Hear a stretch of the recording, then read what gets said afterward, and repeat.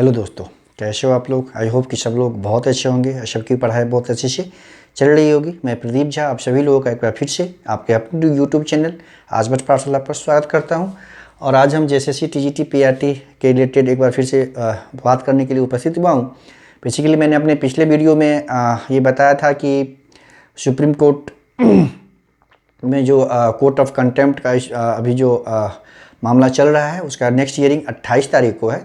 मैंने विभिन्न पहलुओं पे बात किया था और बताया था, तो साथ में बहुत सारे व्यूअर का ये कमेंट था, उनकी शिकायत थी कि मैं पहले में कुछ और बोला था और अब उस दिन में कुछ और बोल रहा था। तो दोस्तों मैं ऐसा बिल्कुल भी नहीं बोल रहा था कि पहले मैं जो बोल रहा था मैं आज भी उसी पे कायम हूँ। मैंने उस परिस्थिति को बताया था कि सरकार जो है ऐसा प्रतीत हो रहा है कि सीट क्रिएशन के पक्ष में नहीं है। तो मैंने उसी के संबंध में आपको सारी बातें बताई थी। जैसे कि पिछले वीडियो में मैंने अच्छे से बताया था कि कैसे मिनिमम कट ऑफ के आधार पे सुप्रीम कोर्ट का डिसीजन था कि मिनिमम कट ऑफ के आधार पे जो है स्टेट वाइज मेरिट लिस्ट बनाने की बात की गई थी सुप्रीम कोर्ट के जजमेंट में। वो ऐसा इसीलिए किया गया था कि जो ज्वाइंट टीचर हैं जो लगभग 3 साल से जॉब कर रहे हैं, उनके नौकरी को, उनके जॉब को सुरक्षित रखने के लिए सुप्रीम कोर्ट के द्वारा ऐसा जजमेंट दिया गया था। वर्तमान में ऐसा अगर झारखंड गवर्नमेंट ऐसा चाहती तो सारा विवाद ही खत्म हो जाता और मिनिमम कट ऑफ के आधार पे अगर मेरिट लिस्ट का प्रकाशन किया जाता है स्टेट वाइज तो कोई समस्या ही नहीं रहती। उसमें ऐसा नहीं है कि बहुत सारे लोगों का कहना है कि उसमें 20,000 25,000 जो पद क्रिएट करना पड़ेगा। ऐसी भी समस्या नहीं, इतनी पोस्ट क्रिएट नहीं करनी पड़ेगी। जैसा कि आपको पता होगा कि अच्छी खासी सीटें अभी भी वैकेंट है इसी वाले वैकेंसी में, और झारखंड में टीचर की बहुत सारी रिक्तियां अभी हैं। ठीक है, तो अगर 8-10 हज़ार सीटें ही अगर जो क्रिएट कर दे गवर्नमेंट तो अधिक चांस है कि सभी लोगों को समायोजित किया जा सके। लेकिन झारखंड सरकार इसके पक्ष में नहीं है। वो इसीलिए जो वर्तमान में जो विभिन्न सब्जेक्टों का जो डीवी लिस्ट प्रकाशन किया जा रहा है उसमें आपको उससे स्पष्ट ये पता चल गया होगा कि मिनिमम कट ऑफ के आधार पे ये जो है मेरिट लिस्ट का प्रकाशन नहीं किया जा रहा है।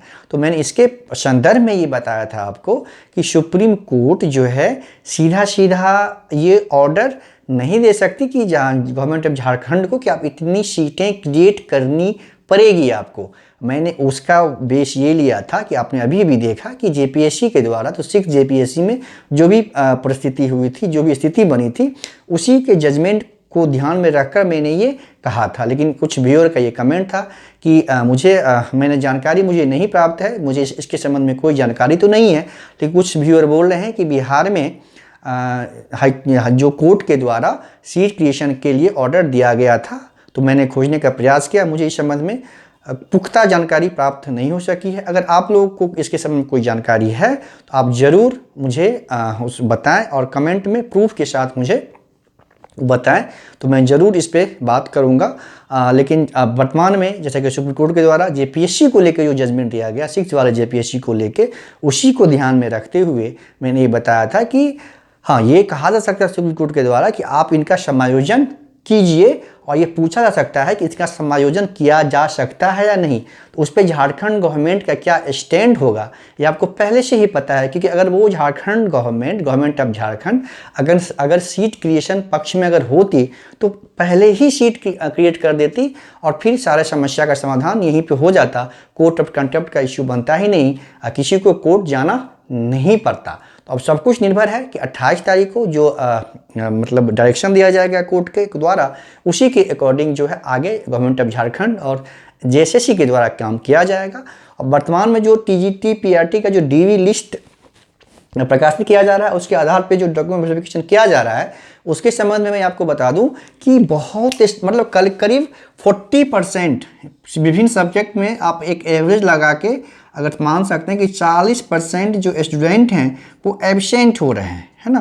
तो एब्सेंट हो रहे हैं, इसका मतलब ये है कि अगर जो छात्र को, जिस स्टूडेंट को अभी डीवी लिस्ट में डीवी के लिए नहीं बुलाया गया है वो परेशान ना हो। ये जो 40% जो एब्सेंट हो रहा है वो प्लस में आप पीआरटी के लिए भी, पीआरटी की जो सीटें हैं उसके लिए भी अभी कोई डीवी नहीं कराया जा रहा है। इसके बाद क्योंकि पीआरटी की सीटें मैक्सिमम सीटें खाली ही हैं, क्योंकि बहुत कम छात्र मिले थे।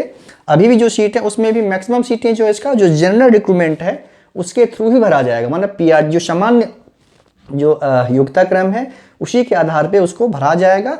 तो इसकी भी डीबी लिस्ट होगा, तो हो सकता है कि ये 40% वाला डीबी लिस्ट और ये डीबी लिस्ट, ये जो सीटें हैं उसके आधार पे नई डीबी लिस्ट का प्रकाशन किया जाए बाद में। तो वैसे स्टूडेंट जिनका अभी डीबी लिस्ट में रोल नंबर नहीं है या जिनका अभी डीबी लिस्ट में नाम नहीं है, वो लोग परेशान न हैं, उनको अवसर अवश्य प्रदान किया जाएगा। इस स्थिति में अगर सुप्रीम कोर्ट के द्वारा कोई डायरेक्शन दे दिया गया कि मिनिमम कटऑफ के आधार पे जो रिजल्ट प्रकाशन की बात फिर से कही गई, और साथ में अगर झारखंड सरकार यानी गवर्नमेंट ऑफ झारखंड अगर सीट क्रिएशन पे सहमति देती है तो फिर तो सभी समस्या का समाधान हो जाएगा और सभी लोगों को की नियुक्ति मिनिमम कटऑफ के आधार पे कर दी जाएगी। तो मैंने इसलिए आकर बताया कि आप मेरी बातों को गलत तरीके से न इंटरप्रेट करें।